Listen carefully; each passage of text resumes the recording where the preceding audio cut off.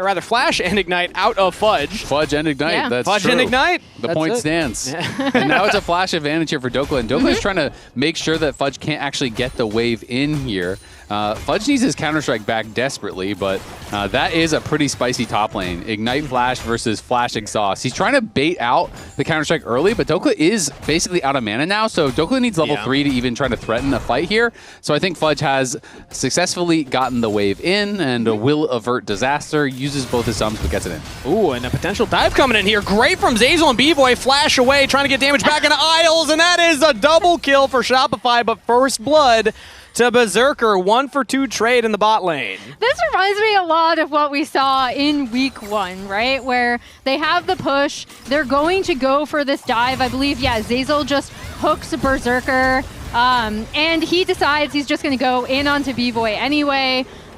Turret damage kind of does the rest there. But that reminds me of the play where Berserker's just diving forward on Cassio to try to get onto Masu. I mean, it looks silly, but they actually screwed him on the wave. I want to go back bot because we denied a full wave on that dive, and then the wave is pushing away from him. So that is actually super worth, in my opinion. Yeah. Look how many more minions there are for Berserker to farm. So that is kind of the untold story. You're like, you went 1-for-2, dummies. Well, you denied a lot of experience. You're denying a lot of gold as well. And there's a bit of a better buy here for Berserker. He got double longsword, and now the wave is pushing away from you, and you may just get stuck into a position where you have to fight again. Goes for another trade there. Zeyzal pulls him back into the minion wave, but I mean, yeah, with the Melio behind him, warm hugs, Berserker is fine. Yeah, and now B-Boy, it's going to get even worse, because now they have him chunked, and you can see Nocturne is moving in on potential invade. They're trying to push it in and see if they can even threaten a redive here. Nautilus has got to go help him out. Was that a flash from Dokla? I think it might have been. Yeah, Dokla right now in the 1v1 pushing in.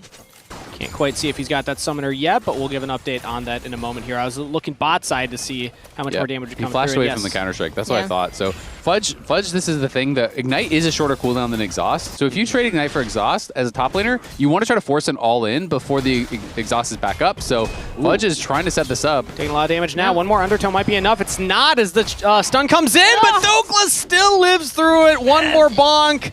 A margin of error is so slim. He just needed to wait. He just needed to wait. It's like a couple seconds and he wins that. Oh, that's tough. And now the Ignite is up as he respawns onto the map. Now Armeo's looking for a play bot side here. Flash forward from Berserker. B-Boy pops the barrier and still goes down. Armeo gets the kill there. Zeyzal's going to follow. LYON pounce in the bot lane and get 2 kills. Yeah, and this was kind of set up a little bit with that earlier play of Berserker and Isles getting themselves into a really good position. This is also why I believe in Berserker's Lucian, right? He's playing this so aggressively, as you should, right? Like, you really want to bully your opponents out of lane, as we're going to take a look at this top lane play again. Yeah, this fight one more time. I just feel like it is a pretty good angle from Fudge. Obviously, the Q through with the axe did take him down. You know, that goes through the Counter-Strike. But he just needed to wait for Ignite. The Ignite was a couple seconds off. I just feel like he went too early. You know that it is a shorter cooldown than the Exhaust. Yeah. Dokla with no reaction. Dokla didn't even react. He's just chilling. He's just chilling, man. But that is big for Dokla. And I want to talk a little bit about the fun that Berserker's been having in the bot lane. Yeah, he's been having a lot of fun. But Dad's coming home soon, and the fun might be over. So these kind of shenanigans, Inspire might be... He's got to get it in. Exactly. Inspire's got the belt ready. You need to get diving. You need to get your Jace picks in. You need to do some inting because Inspired's going to be having none of it. Well, Berserker's looking for more of it right now as he's chasing forward and will find another kill. Oh my god. Isles keeping his 80 carry alive forever as that Undertow not going to land. Berserker's just going to go back forward. Zeyzal goes down. That's a double kill to Berserker. That is beautifully played there by the LYON bot lane, and now it is a big CS lead. It is 4 kills to 1, and Berserker already 1,000 gold ahead here at 6 minutes. The real story, Armeo about to go to 4-0. Yeah, you know what? Maybe we just let Berserker take over the team. Berserker is now the mastermind. Yeah. Berserker's like, I like this jungle. He doesn't tell me to do anything. Berserker is that Toy Story meme where he's dropping the toy down. He's like, I'm not playing with you, Inspired. I got a new jungle. He comes down and ganks his level 4 Nocturne. I like that. Top lane right now, we see Contracts fighting against Dokla. Pops a Ragnarok, but he's in a 1v3. Shopify surely have the damage this time around, but Dokla makes it a 1-for-1. Not too shabby from Big Dope. That is crazy. For a second there, I thought he might have actually had the damage to survive and kill off Contracts, but does get taken down. But in a 1v3 with no flash, he just got a kill. And LYON are laughing because they're taking the Dragon on the other side. They're already dominating in the bot lane. And DOKLAW soaks all that pressure and comes up with the kill. And this was the lane that they had picked to try to get ahead, right? Like, this is the lane that Shopify really wanted to have counter pick. The ult comes down, Zinni just shows up here, and then, yeah, he just does so much damage. Sheesh. Yep, I mean, that is pretty crazy. He put quite a bit of damage into Contracts at the start, obviously. Rainover's also laughing. The coach cams tell two very different stories. He thought he could get the second. Man, he really wished. He thought he had more, and Shopify will punish him this time around, so they finally get a kill on the Big Dokes. DOKLAW there saying fudge, the top laner that he's playing against. Exactly. Yes. And that's, I think, because, you know, they sent B-Boy up here, right? Because he's just like, look, I can't. Yeah. This Lucian is murdering me.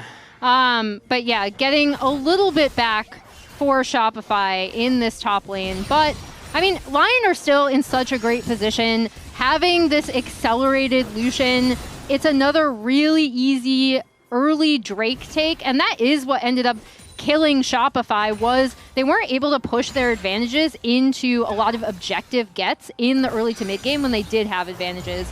And first paranoia of the game, and it's set up by Saint. Flashes in for the stun. Rather just walks up, drops the Tibbers down. Either way, it's a kill over to Isles for LYON as they make the play happen mid lane. That was beautifully done, and I was wondering, okay, I want to see Armeo's first ult, how comfortable he is initiating with the team. Super well set up by Saint, immediately gets the stun down. Combo with the Nocturne, immediately is able to rotate onto the Grubs. LYON are just some scraps that will eventually become a BT, but it's an early Essence Reaver. He's already working towards the second item. Berserker is monster fed, and you're playing with an Enchanter, so it's very easy to utilize that lead to play more aggressively because of all of the help that is going to be behind him there from Isles. Yeah, you got your plated steel caps in your support, essentially, with the shields coming in, the healing coming in as well. But I will say, Zeyzal said it himself. We said it already. It's going to be a jungle diff game. Hey, look at that. Contracts. That's 90 gold lead in the jungle. Just got to point it out. That is true. Saying there's a chance. You're not wrong. Look, my eyes see numbers on the screen. My mouth repeats the numbers. Yeah, you can read them out. I would argue that Armeo actually has had a little bit more of an impact with his bot lane gank. Okay. That's kind of messed up. And his Why really would you good my feelings? After Kangas just tried his absolute best. Setup. I mean, we're all about using. You know. Yeah, it was all the rework memes, but it's been a long time. Yeah. He's losing his memes. They're losing the power. We're forgetting the meme. We're losing memes. Yeah, exactly. Bjergsen, so he was actually playing Akali, and Blaze Olive was playing Tristana in the two biggest individual gold diffs in mid lane for LCS history. So I want to go back to see that Akali game. Yeah. That I wonder if it was that playoff monster. one. Yeah. I have this playoff game from Bjergsen burning my brain where he just monster carried. Well, I have some action happening on screen in front of me right now as Contracts and Zeyzal are finding a pick in the side lane, and they will pull it off, but ooh, it's Zeyzal that takes the kill. Contracts not cashing out for that one, so Shopify at least gets something done. Yeah, looking for a side lane play. Meanwhile, Berserker and Isles are going to take a few more plates off of this tier 1 turret mid.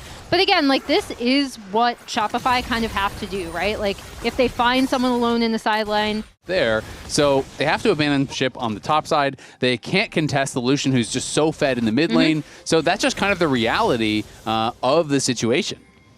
Also, reminder, LCS Championship is heading to the ATL. That's in Atlanta at the Gas South Arena. Tickets are available now. Scan the QR code to grab them as Armeo goes in for the Paranoia top lane, but it's straight into the waiting arms of a support. Isles is here as well, so it's a 2v2 for now. Contracts now joining in. Zinni has lived for now, but Berserker's walking up the bullet time over the wall. Not in range for enough damage. Zinni falls. Flashes from Zeyzal and Contracts to get away, but their mid laner's already out of there. LYON find the play and even get that bottom turret. DOKLAW wasn't even with them. Yeah, I was going to say, in the meantime, DOKLAW's just taking down this bot tier 1 all by himself.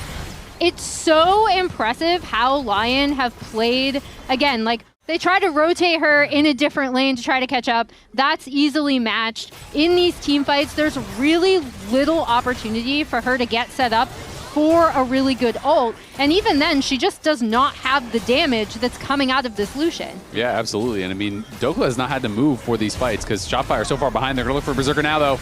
Another paranoid comes out. Shopify trying to get into the pit. They have their AD carry there to try and get forward to get some damage down. Fudge is almost out of their B-Boy, flashes the wall. Berserker still unleashed. He gets one. Can he get the second one? There it is. Will eventually fall to Contracts. Big shutdown there. But a double kill first means that LYON have already just sealed the fight. 4 members to 2. They push back Shopify and get the Dragon. Pretty good angle, though, honestly, from Shopify. They got to go for something. They know they are just bleeding out in this game. They're losing all their camps. They're losing all the objectives. So they do get on the Berserker. They do take him down. Dokla maybe in a little trouble, but I think he should be fine. Oh, can he actually chase him down here? No Ragnarok, no Flash, but Armeo's nearby. Also, Dragon definitely not coming up here for another 245. It just seemed like because we were in the pit, something else had happened right there. But either way, LYON find a big cash out. 7K gold lead for themselves. Let's get another look at the replay there. Yeah, and I mean, this is just an angle for Berserker. They're grouping up. They know they basically can't do anything except force fights, right? You are 5 members strong here. You're just trying to overload one side, trying to get in onto Berserker. But Berserker does a good job of delaying things, dashing over the wall. And Dokla is just running through the team. Yes, they eventually do get Berserker, but they've gotten stomped on the other side. Where's my Leo? I can TV. Where's my Emilio? Where's my He Emilio? flashed. He followed, man. He's trying his best over there. Well, Isles flashed out first. Yeah, he was. Isles was chased out of the fight a bit. Up. No, Dokla right now, straight back to live, and they just run him down! B-Boy's out of there!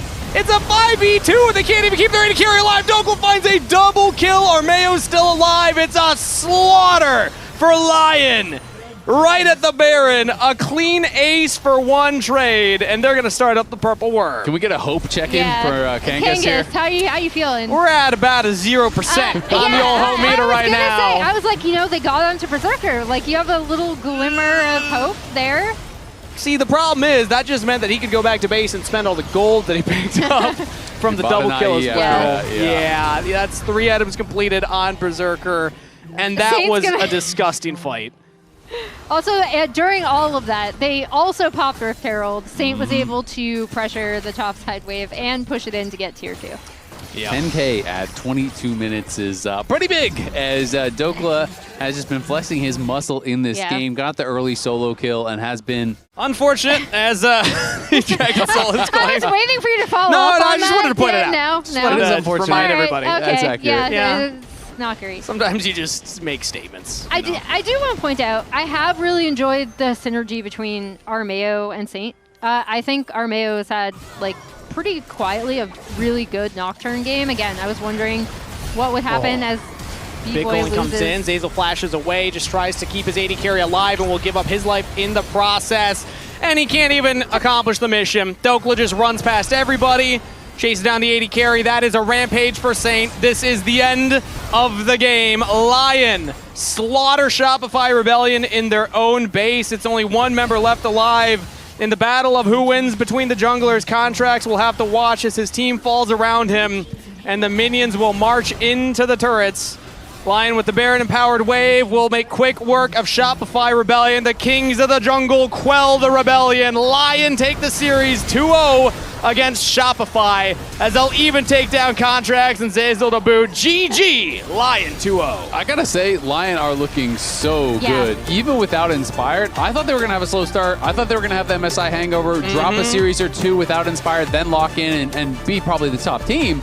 But they are just showing it doesn't matter. Inspired, no Inspired, we are the top of the table right now. We are the team to beat. Yeah, and I've loved watching their game plans, right? Because they're so thoughtful of playing around the points of pressure that they do get on the map while allowing their carries to run wild, right? Like Saint and Berserker both had insane pop-off moments in these games, and Armeo has slotted in really well to this roster. He's working really well with the rest of the team. They seemed more than ready to kind of guide him through this, and it looks like